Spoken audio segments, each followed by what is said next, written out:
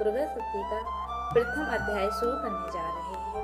इसमें हम माँ दुर्गा से क्षमा प्रार्थना, अर्गला स्रोत, कीलक और दुर्गा कवच पढ़ेंगे।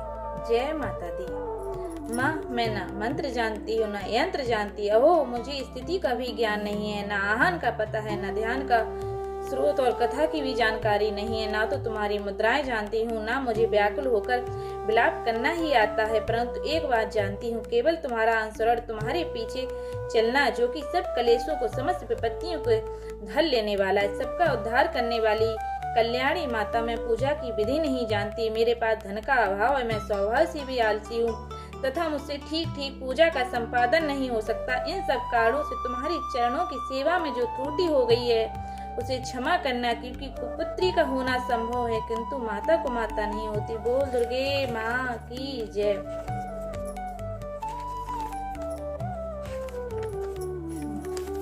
ओम सर्वमंगल मांगल्ये शिवे सर्वार्थ साधिके शरण्ये त्र्यंबके गौरी नारायणी नमोस्तुते। ब्रह्म रूपे सदानंदे परमानंद स्वरूपिणी धृत सिद्धि प्रदे देवी नारायणी नमोस्तुते।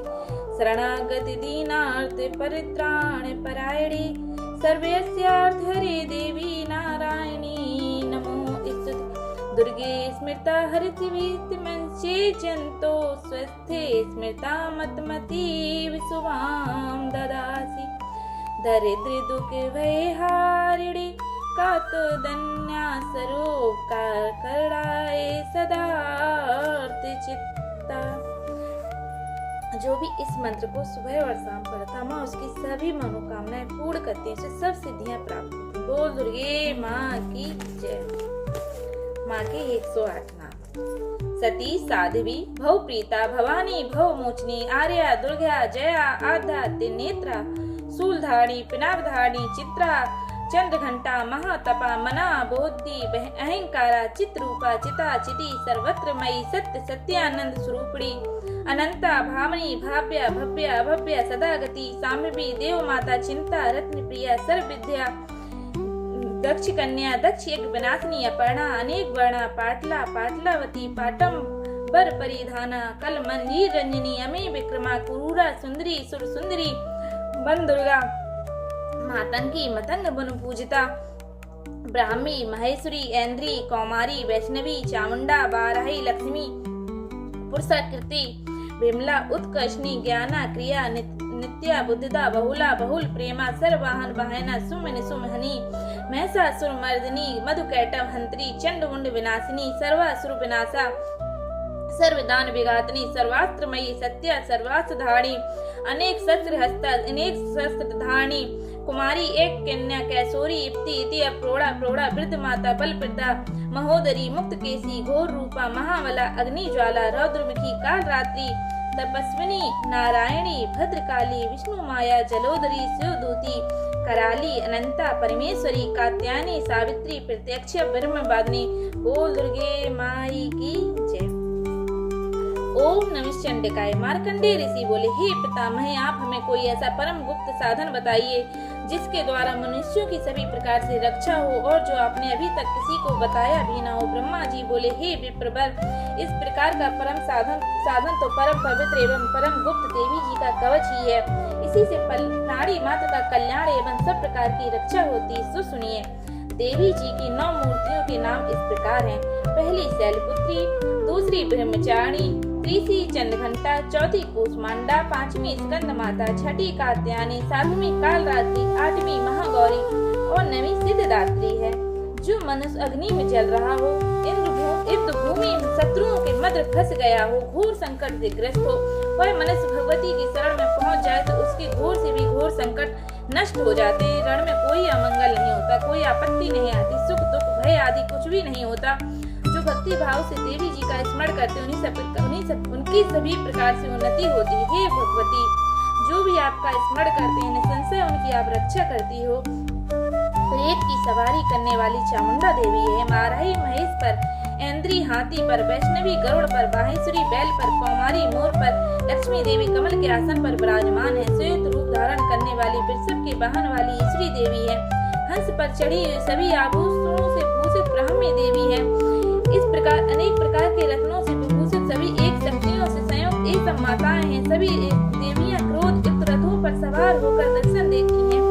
ये शंख, चक्र, गदा, शक्ति, हल, मूसल, खेटक, तोमर, परशु, पाश, कुंत, त्रिशूल, उत्तम, सारंग, धनुष इत्यादि अस्त्र शस्त्र दैत्यों के शरीर के नाश के लिए, भक्तों को अभय देने के लिए एवं देवताओं के हित के लिए धारण करते हैं। हे महारौद्र, हे महाघोर पराक्रम वाली, महाबल, महा उत्साही वाली, घोर से घोर भय का विनाश कर देने वाली देवी जी, आपको नमस्कार हो।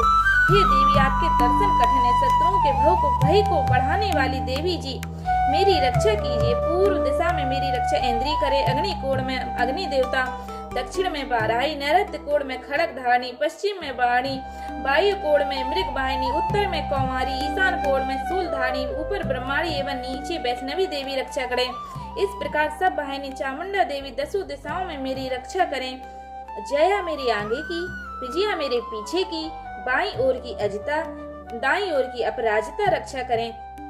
उद्योतनी मेरी शिखा की, उमा मेरे मस्तक पर विराज कर मस्तक की, मालाधारी बहों की, यशस्विनी बहों के मध्य में, नेता नासिकाओं की, एवं घंटा देवी नेत्रों के मध्य में, शंखिनी कानों की, द्वारवासिनी कपोलों की, कालका कपाल की, सांकरी कड़ के मूल भाग की रक्षा करें। नासिका की सुगंधा, ऊपर ओंठों की चर्चिका, नीचे ओंठ की अमृत कला एवं जिह्वा की सरस्वती देवी रक्षा करें। दांतों की कौमारी, कंठ की चंडिका, गले की चंद्रघंटा, तालु प्रदेश की महामाया रक्षा करें। चिंबुक की कामाक्षी, वाणी की सर्वमंगला, ग्रीवा की भद्रकाली, पृष्ठ अस्थियों की धनुर्धरी रक्षा करें।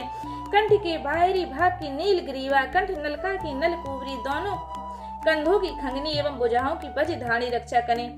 दोनों हाथों की दंडनी, अंगुलियों की अंबिका, नाखूनों की सुलेश्वरी, कुक्षी की कुलेश्वरी, स्तनों की महादेवी, मन की शोक विनाशिनी, हृदय की ललिता देवी, उदर की शूलधारी रक्षा करें। नाभि की कामनी, गुप्त इंद्रिय की गोहेश्वरी, लिंग की पूत कामनी, गुदा की महेश वाहिनी रक्षा करें। कटिभाग की भगवती, घुटनों की बिंदवासिनी, जंघाओं की महाबली देवी रक्षा करें। गुल्फों की नारसिंगी, पांव के तलुओं की तेजी, अंगुलों की श्री देवी, तलुओं की तलवासिनी रक्षा करें। नाखूनों की दंष्टा कराली, केसों की उर्ध केसनी, रोम छिद्रों की कौवेरी और त्वचा की बागेश्वरी देवी रक्षा करें।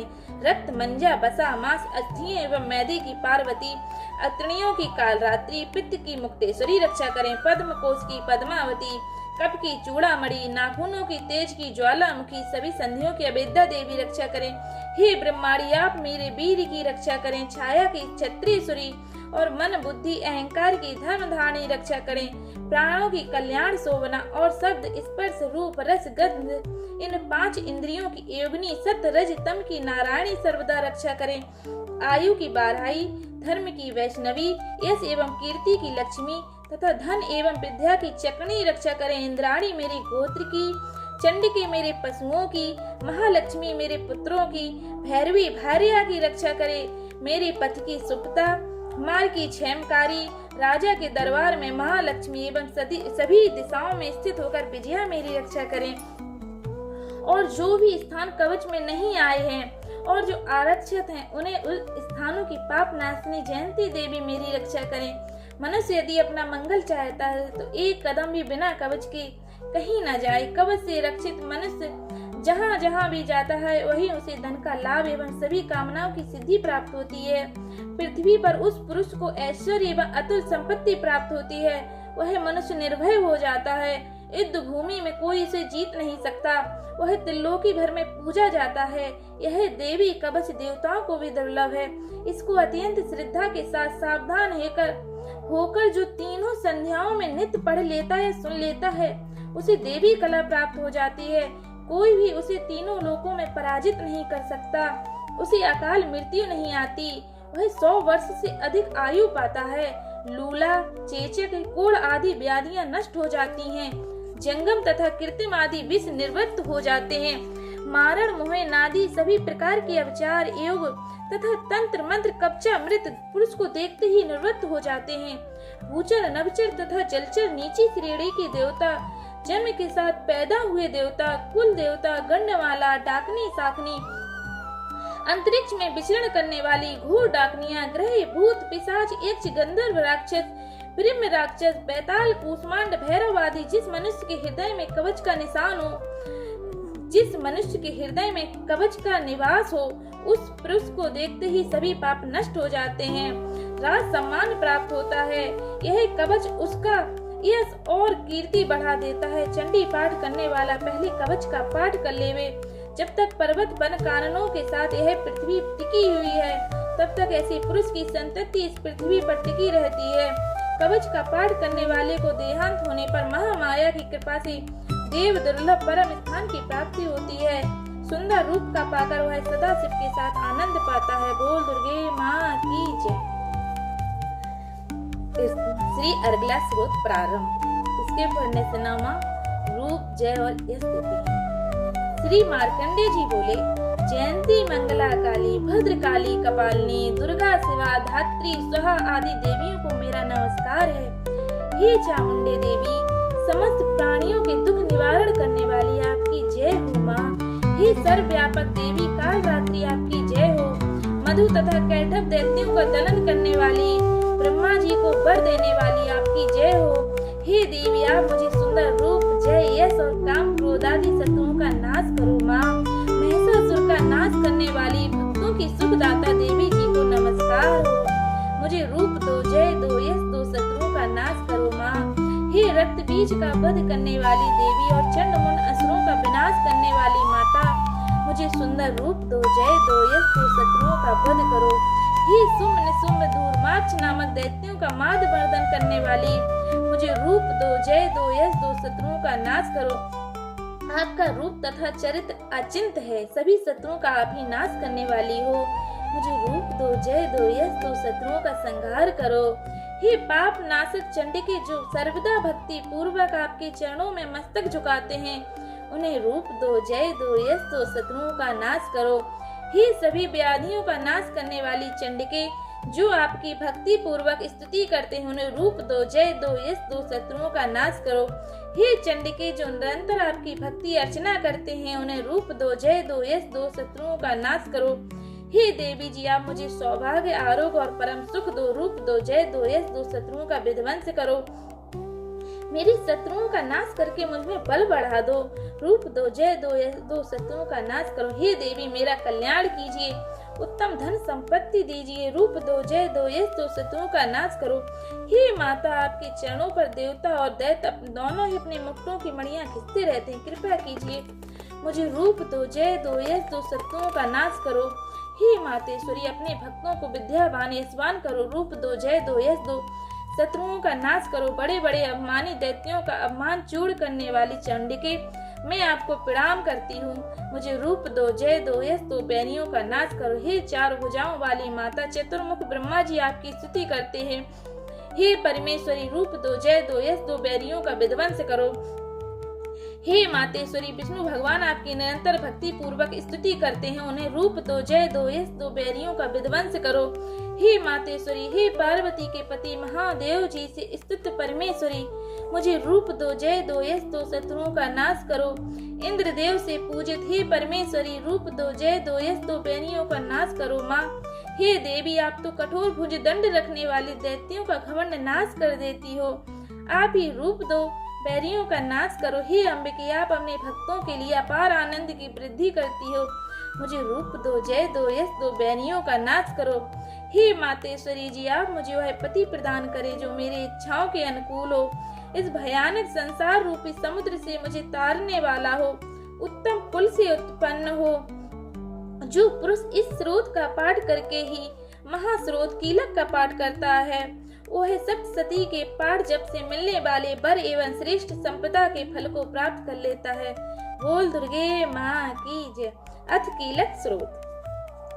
श्री मार्कंडेय ऋषि बोले, मैं उन भगवान सदाशिव को नमस्कार करता हूँ जिनके 3 दिव्य नेत्र हैं, जिनका शरीर विशुद्ध ज्ञान स्वरूप है, जो मोक्ष प्राप्ति के कारण है।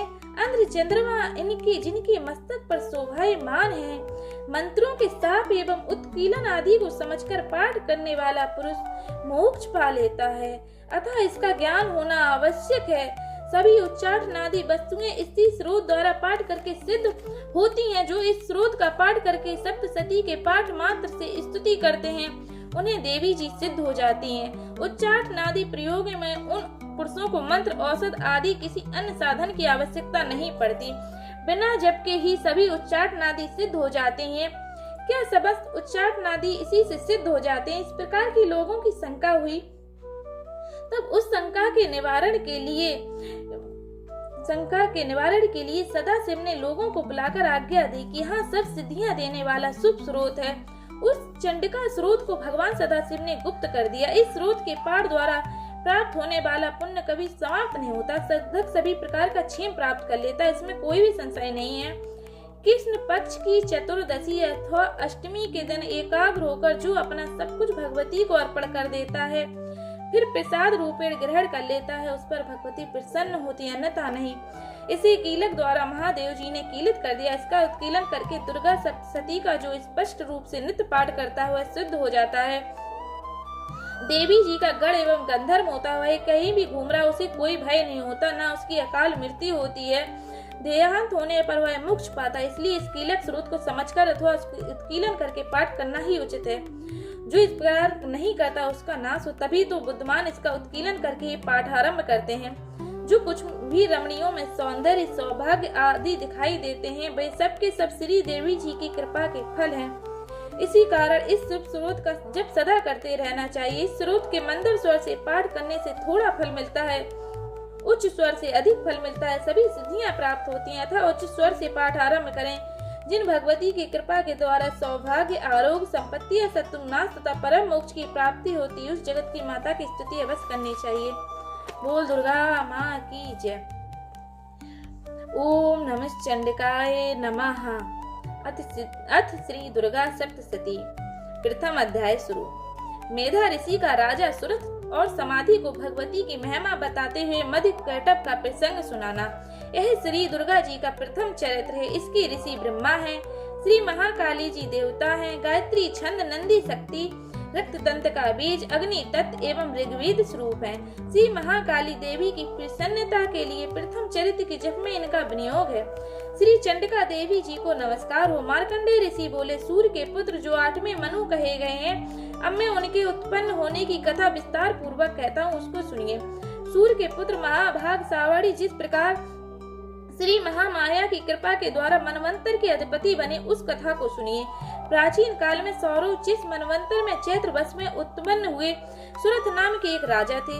उस समय समस्त पृथ्वी मंडल पर उन्हीं का अधिकार था। उनकी प्रजा की तो वे अपने औरस पुत्रों की भांति पालना करते थे, फिर भी कोला विध्वंसी से क्षत्रिय राजा उनके शत्रु बन गए। राजा सुरथ की दंड नीति अत्यंत कठोर थी। उनका कोला विध्वंसियों के साथ युद्ध छिड़ गया। यद्यपि कोला विध्वंसी संख्या में न्यून थे, फिर भी युद्ध में सुरथ उन लोगों से हार गया। तब तो सुरथ अपने पुर में आकर अपने ही देश का राज करने लगा। उन प्रबल शत्रुओं ने उसे वहां भी न छोड़ा, वहां आकर उस महाभाग पर आक्रमण कर दिया। उस समय सुरथ का बल क्षीण हो चुका था। यह देखकर उसके दुरात्मा, दुष्ट एवं बलवान अमात्यों ने उसके अपने पुर में ही सेना, कोष आदि सभी कुछ छीन लिया। तब तो जिसका प्रभुत्व छिन चुका था, वह ऐसा अकेला ही घोड़े पर सवार होकर शिकार खेलने के बहाने घने वन में चला गया। वन में जाकर उसने एक ऐसा आश्रम देखा जहाँ हिंसक जीव भी अपनी स्वाभाविक हिंसा वृत्ति त्याग कर परम शांत अवस्था में रहते थे। वह आश्रम द्विज श्रेष्ठ मेधा मुनि का था। उनके शिष्य उस आश्रम की शोभा बढ़ा रहे थे। राजा उस आश्रम में पहुंचा। मुनि ने उसका आदर सत्कार किया। उस मुनि के परम श्रेष्ठ आश्रम पर इधर उधर विचरण करते हुए कुछ समय उसने व्यतीत किया। फिर उसी आश्रम में निवास करते हुए उसके चित्त को राज्य की ममता ने आकृष्ट कर लिया। यह विचार करने लगा, अहो, जिसको मेरे पूर्वज पूर्व काल से पालते आए, आज वह राज मुझसे छिन गया। मेरे ही नौकर दुराचारी हो गए। पता नहीं अब वे लोग धर्म पूर्वक प्रजा की पालना करते रहे होंगे या नहीं। मेरा सूरवीर हाथी जो मद की वर्षा करता था, वह मेरे शत्रुओं के अधीन होकर न जाने किन भोगों को भोग रहा होगा। और जो लोग मुझसे कृपा, धन एवं भोजन आदि पाकर नित्य ही मेरा अनुसरण करते थे, अब वे निश्चय ही दूसरे राजाओं की आज्ञा का पालन करते होंगे। मैंने कितना परिश्रम करके कोष संग्रह किया था, अब उसे फिजूल खर्च करते करते क्या खाली कर डालेंगे। अत्यंत दुख से संचित खजाना क्या सचमुच नष्ट हो जाएगा। इस प्रकार की और भी बातें राजा सतत विचारने लगा। इस प्रकार विचारते विचारते एक दिन विप्रवर मेधा मुनि के आश्रम के पास एक वैश्य को देखा। पास जाकर पूछा कि तुम कौन हो, इस आश्रम में आने का क्या कारण है? तुम तो शोकग्रस्त एवं उदास दिखाई देते हो, इसका क्या कारण है? यह राजा ने प्रेम पूर्वक पूछा। राजा की बात सुनकर वैश्य ने अत्यंत नम्रता से उत्तर दिया। वैश्य बोला, मैं धनवान कुल में उत्पन्न हुआ समाधि नाम का वैश्य हूँ। धन के लोभ में पड़कर मेरे पुत्र एवं स्त्रियों ने अत्यंत दुष्ट होकर मुझे घर से निकाल दिया। इस समय मैं धन पुत्र से हीन हूँ। मेरा ही धन पाकर मेरे असाधु बंधुओं ने मुझे हटा दिया है। मैं अत्यंत दुखी होकर वन में चला आया हूँ। यहाँ आने पर मुझे यह भी मालूम नहीं कि मेरे पुत्र स्त्री एवं संबंधियों के कुशल है कि नहीं। मेरे बांधव एवं स्त्री पुत्रों का क्या समाचार होगा? घर में रहते हुए अब उन्हें किसी प्रकार का कष्ट तो ना होगा। न जाने मेरे पुत्र किस प्रकार रह रहे होंगे, दुराचारी होंगे अथवा सदाचारी। राजा बोले, अरे जिन लोभी पुत्रों बंधुओं ने धन छीनकर तुम्हें निकाल दिया, उनके लिए तुम्हारे मन में इतना स्नेह क्यों है, इतनी ममता क्यों है? वैश्य बोला, आप मेरे विषय में जैसी बात कर रहे हैं सो सब यथार्थ है, पर मैं क्या करूं, मेरा मन कठोर होता ही नहीं। जिन पुत्रों ने धन के लोभ में पड़कर पितृ प्रेम, स्त्री ने पति प्रेम, स्वजनों ने हार्दिक प्रेम त्याग कर मुझे घर से निकाल दिया, फिर उन्हीं के लिए मुझे इतना प्रेम क्यों है? मैं सब कुछ जानते हुए इस बात को नहीं जान सकता। हे महामते, मैं क्या हूँ? उन गुण रहित बंधु बांधवों के लिए मेरे चित्त में इतना प्रेम क्यों उमड़ रहा है? उनके लिए मैं लंबी लंबी सांसें भरता हूँ। संबंधियों ने मेरे लिए प्रेम का अभाव है तो भी मेरा मन उनके लिए कठोर नहीं होता। इसके लिए मैं क्या करूँ? मार्कंडेय जी बोले, हे ब्राह्मण श्रेष्ठ, तब वे दोनों राजा सुरत तथा समाधि नामक वैश्य मेधा मुनि के पास साथ साथ पहुँचे। वह श्रेष्ठ राजा तथा समाधि वैश्य न्याय पूर्वक ऋषि का सत्कार करके उनके चरणों में बैठ गए। वैश्य और राजा ने वार्तालाप आरंभ किया। राजा बोले, हे भगवान, मैं आपसे एक बात पूछता हूँ, कृपा करके मुझे बताएं। उससे मेरा मन अपने बस में नहीं। यह बात मेरे मन को अतीब दुखित कर रही है। राज मुझसे छिन गया, उसकी तथा उस राज के सभी अंगों की ममता मुझ में लग रही है। मैं जानता हूँ कि वह राज मेरा नहीं है, फिर भी हे मुनराज, एकों की भांति मैं उसके लिए अत्यंत दुखी हूँ। इसका क्या कारण? इधर इस वैश्य को भी पुत्र स्त्री नौकर चाकरों ने अपमानित करके घर से निकाल दिया। यद्यपि इसे संबंधियों ने भी त्याग दिया, फिर भी इसका मन उनमें स्नेह करता। इस प्रकार है और मैं दोनों ही अत्यंत दुखित है। हे महाभाग, जिस विषय में दोष प्रत्यक्ष दिखाई दे रहा है उसमें भी हमारा मन ममता के कारण क्यों खिंचा जा रहा है? इसका क्या कारण है? हम दोनों ज्ञानवान हैं, फिर भी ऐसा मोह क्यों है? मुझ में विचार शून्य पुरुष की भांति मूर्खता प्रत्यक्ष दिखाई देती है। ऋषि बोले, हे राजन, विषय मार्ग का ज्ञान सभी प्राणियों को। हे महाभाग, विषय भी इसी प्रकार सबके भिन्न भिन्न। कितने एक प्राणी दिन के अंधे हैं, दूसरे कितने रात्रि के अंधे, किंतु कितने एक प्राणी दिन तथा रात्रि में समान दृष्टि की हुआ करते हैं। यह सत्य है कि मनुष्य ज्ञानी होते हैं, किंतु वे लोग ही ज्ञानी नहीं होते। पशु पक्षी मृग आदि भी सभी ज्ञानी हुआ करते हैं। जैसा कि पशु पक्षियों में ज्ञान होता है, वही ज्ञान मनुष्यों में भी होता है। जैसा कि मनुष्यों में ज्ञान है, वैसा उनमें है। इसके अलावा दोनों में और भी कई बातों में समानता है। ज्ञान होने पर भी इन पक्षियों को देखो, ये अपने बच्चों की चोंचों में दाने डाला करते हैं। यदि वे स्वयं भूख से भी पीड़ित हो तो भी बच्चों का मोह उनसे है कृत्य कराता। हे पुरुष सिंह, क्या इन मनुष्यों को आप नहीं देखते जो प्रत्युपकार के लोभ के कारण पुत्रों की अभिलाषा करते हैं? यद्यपि उनमें ज्ञान की कमी है नहीं है, फिर भी संसार रूप सागर में ममता रूपी भवन ने मोह के गर्त में उन्हें डाल दिया। संसार के आवागमन का चक्र सदा चलता रहे, इस स्थिति को स्थिर रखने वाली यह माया का ही प्रभाव है। इसमें विस्मय नहीं करना चाहिए। यह जगत के स्वामी विष्णु भगवान की योग निद्रा रूपी महामाया, जिसने सारे जगत को मोहित कर रखा है, वही देवी भगवती ज्ञानियों के चित्त में भी बलपूर्वक खींचकर मोह में डाल दिया करती है। उसी महामाया के द्वारा है चराचर जगत उत्पन्न होता। वही महामाया जब प्रसन्न हो जाती है तो मनुष्यों की मुक्ति के लिए बर देने वाली हो जाती है। वही पराविद्या भगवती संसार के मोक्ष की कारण रूप है। सनातनी वही सब ईश्वरों की भी ईश्वरी संसार के बंधन का भी कारण है। राजा बोला, हे भगवान, यह देवी है कौन जिन्हें आप महामाया के नाम से पुकार रहे हो, वह किस प्रकार उत्पन्न हुई? ब्राह्मण देव, उनका क्या कार्य है? वह देवी का जिस प्रकार का प्रभाव है सो उनका स्वरूप है। जिस प्रकार वह प्रकट हुई ब्राह्मण देवताओं में श्रेष्ठ है। सभी कुछ मैं आपसे सुनना चाहता हूँ। ऋषिक बोले, वह देवी नित्य स्वरूप है, सारा जगत ही उसकी मूर्ति, उसी के द्वारा ही सारा जगत विस्तृत है, किंतु उसका प्राकट अनेक प्रकार से होता है। मुझसे श्रवण करो।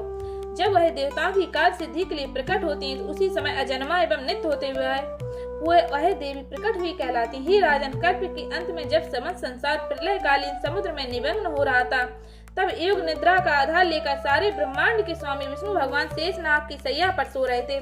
उस समय मधु तथा कैटव इन नामों से प्रसिद्ध भयंकर असुर विष्णु भगवान के कान के मैल से उत्पन्न हो गए और ब्रह्मा जी को मारने के लिए तैयार हो गए। वे प्रजापति ब्रह्मा जी विष्णु की नाभि कमल में विराजमान थे। ब्रह्मा जी ने भयंकर दैत्यों को देखा और भगवान जनार्दन को सोया हुआ भी देखा। तब ब्रह्मा जी ने हृदय को एकाग्र करके इसी योग निद्रा की स्थिति की स्थिति विष्णु भगवान के जगाने के लिए थे। योग निद्रा देवी ने भगवान के नेत्रों में उस समय निवास किया हुआ था। सारे विश्व की ईश्वरी जगत की रचना करने वाली स्थिति एवं संहार करने वाली भगवान विष्णु के तेज की अतुल शक्ति भगवती योग निद्रा की ब्रह्मा जी ने इस प्रकार स्थिति की। ब्रह्मा जी बोले, हे भगवती, तुम ही स्वाहा, तुम ही सुधा, तुम ही बसटकार एवं स्वरूप स्वर स्वरूपड़ी हो, तुम ही अमृत हो, नित्य ओमकार स्वरूप अक्षर ब्रह्मा में आ उमा, इन तीन मात्राओं में तुम ही स्थित हो एवं इन तीन मात्राओं के अतिरिक्त जो पेड़ों के ऊपर नित्य रूपेण बिंदु अर्ध मात्रा है, जिसका उच्चारण विशेष रूप से नहीं हो सकता, उस अर्ध मात्रा में नित्य निवास करने वाली तुम ही हो तथा संध्या, सावित्री एवं परम सबकी परम माता हो। इस विश्व को तुम ही धारण करती हो, इस जगत की रचना भी तुम ही करती हो, जगत का पालन भी तुम ही करती हो, अंत में इसका ग्रास भी तुम ही कर लेती। हे मातेश्वरी, सृष्टि को रचती हो, सृष्टि रूपा हो, पालते समय तुम स्थिति रूपा हो, और कल्पांत में जब इस जगत का प्रलय करती हो सहंती रूपा भी तुम हो। तुम ही महाविद्या, महामाया, महामेधा, महास्मृति हो, महामोहा देवी, महादेवी, महासुरी तुम ही हो, तीनों गुणों की उत्पत्ति करता तुम ही हो, सबकी प्रकृति हो, घोर काल रात्रि मोह रात्रि भी तुम हो, श्री भी तुम, ईश्वरी भी तुम, बोध कराने वाली लक्षण बुद्धि भी तुम ही लज्जा, पुष्टि, तुष्टि एवं शांति तथा क्षमा हो, खंग धारणी, त्रिशूल धारणी, घोर रूपा तुम ही हो, गधा तथा चक्र धारण करने वाली तुम ही हो, माँ शंख, धनुष, बाण, भुसुंडी, पारिग आदि आयुध धारण करने वाली तुम ही हो माँ, तुम ही सौम एवं परमेश्वरी तुम ही हो माँ, सभी स्वरूपों को धारण करने वाली, जहाँ कहीं जो भी कुछ भी सत असत वस्तुएं हैं उन सब में जो शक्ति है तुम ही हो। ऐसा होने पर आपकी स्थिति करना भी अशक्य है, और जो जगत के उत्पादक, पालक एवं संहारक विष्णु भगवान है उन्हें भी तुमने योग निद्रा के अधीन कर दिया है। अब तुम्हारी स्तुति करने में कौन समर्थ हो सकता है? देवी, मुझे भगवान विष्णु को एवं भगवान महादेव को भी तुमने शरीर ग्रहण कराया, इसी कारण आपकी स्तुति करने की किसमें शक्ति हो सकती है? हे देवी, तुम अपने उदार प्रभावों के द्वारा ही स्वयं प्रशंसित हो। हे देवी, ये मधु तथा कैटभ दोनों दुर्धर्ष असुर हैं, इन्हें मोहित करो और जगत के स्वामी विष्णु भगवान को अत्यंत शीघ्र ही जगा दो। इसके साथ साथ भगवान के हृदय में इन दोनों को मार डालने की बुद्धि उत्पन्न करो। ऋषि बोले, हे राजन, जब इस प्रकार ब्रह्मा जी ने उस तमोगुणी देवी की स्तुति की, विष्णु भगवान को जगाने के लिए मधु एवं कैटभ दोनों को मारने के लिए की, तो भगवान के नेत्रों, मुख, नासिका, भुजा, हृदय में पक्ष से प्रकट होकर वह देवी अव्यक्त जन्मा ब्रह्मा जी की दृष्टि के सामने उपस्थित हो गई। तब योग निद्रा से मुक्त हुए जगन्नाथ जनार्दन भगवान एकाडव के जेल में शेष शैया से जाग गए और उन दोनों को सामने देखा। वे दुरात्मा अत्यंत पराक्रमी मधु कैटभ क्रोध से आंखें लाल लाल करके ब्रह्मा जी को खा जाने के लिए तैयार थे। तब झटपट उठकर भगवान विष्णु ने उन दोनों के साथ युद्ध करना आरंभ किया। वे दोनों बलवान होने के कारण उन्मत्त थे एवं महामाया से विमोहित थे। उनके साथ विष्णु जी ने 5000 वर्ष पर्यंत भुजा युद्ध किया। तब उन दैत्यों ने केशव भगवान से कहा कि हम तुम्हारे पराक्रम से प्रसन्न हैं, कोई वर मांग लो। श्री भगवान बोले, यदि तुम दोनों ही मुझ पर प्रसन्न हो गए हो तो यह वर दो कि तुम दोनों ही मेरे हाथों मारे जाओ। और इस पर वे दोनों धोखे में आ गए और मेरे हाथों मारे जाओ, और मैं कौन सा वर मांगू, बस यही वर मांग लिया। ऋषि बोले, इस प्रकार वे दोनों धोखे में आ गए। तब सारा जगत चरा जलमय उन दोनों ने देखा। फिर वे भगवान विष्णु से बोले, जहाँ पृथ्वी जल से डूबी ना हो वहां हम दोनों का वध करो। ऋषि बोले तब तथास्तु, ऐसा ही कहकर शंख चक्र गदाधारी भगवान ने उन दोनों के सिर अपनी जंघाओं पर रखकर चक्र से काट डाले। इस प्रकार यह महामाया भगवती ब्रह्मा जी की स्तुति करने पर स्वयं प्रकट हुई थी। अब मैं उन देवी जी के प्रभाव का वर्णन करूं। बोल दुर्गे माँ की जय। प्रथम अध्याय।